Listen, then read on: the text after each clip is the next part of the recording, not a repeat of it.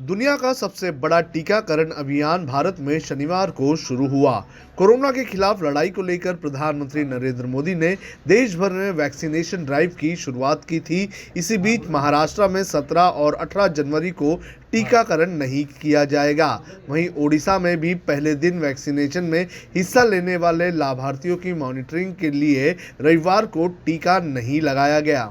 वहीं दूसरी तरफ वैक्सीनेशन के साइड इफेक्ट के भी मामले सामने आने लगे हैं। पहले दिन दिल्ली में 52, महाराष्ट्र और पश्चिम बंगाल में 14, तेलंगाना में 11, ओडिशा में 3 एडवर्स इवेंट्स फॉलोइंग इम्यूनेशन के मामले सामने आए हैं। शनिवार को कुल 1,91,000 लोगों को वैक्सीन लगाई गई थी, जिसमें से 100 यानी कि सिर्फ 0.05% लोगों में साइड इफेक्ट देखने मिला। किसानों ने कृषि कानूनों के खिलाफ चल रहे आंदोलन को दबाने के लिए सरकार पर दमनकारी रवैया अपनाने का आरोप लगाया है। किसानों ने आरोप लगाया है कि आंदोलन में सहयोग करने वालों के खिलाफ कार्रवाई की जा रही है, लेकिन वे पीछे नहीं हटेंगे। 26 जनवरी को गणतंत्र दिवस पर ट्रैक्टर रैली का ऐलान वापस नहीं लिया जाएगा। इसमें करीब 1000 ट्रैक्टर हिस्सा लेंगे।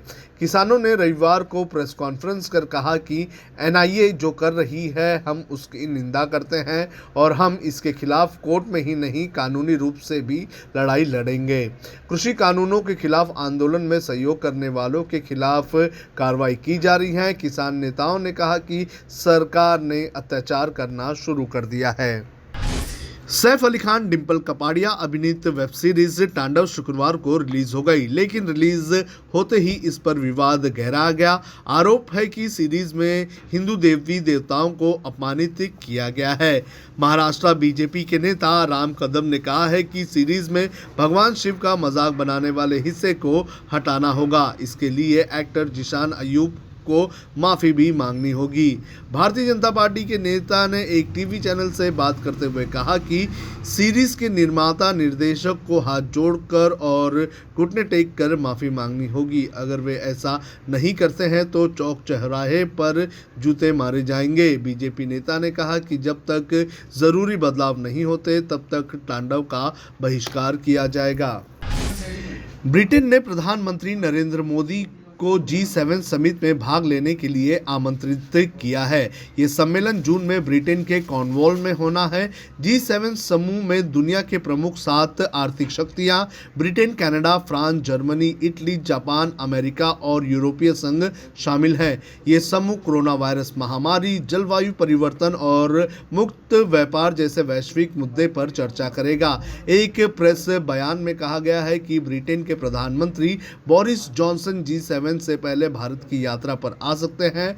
बोरिस जॉनसन को गणतंत्र दिवस के कार्यक्रम में शिरकत करने के लिए भारत आना था, लेकिन ब्रिटेन में कोरोना का नया म्यूटेंट स्ट्रेन सामने आने के बाद उन्होंने अपना भारत का दौरा रद्द कर दिया था।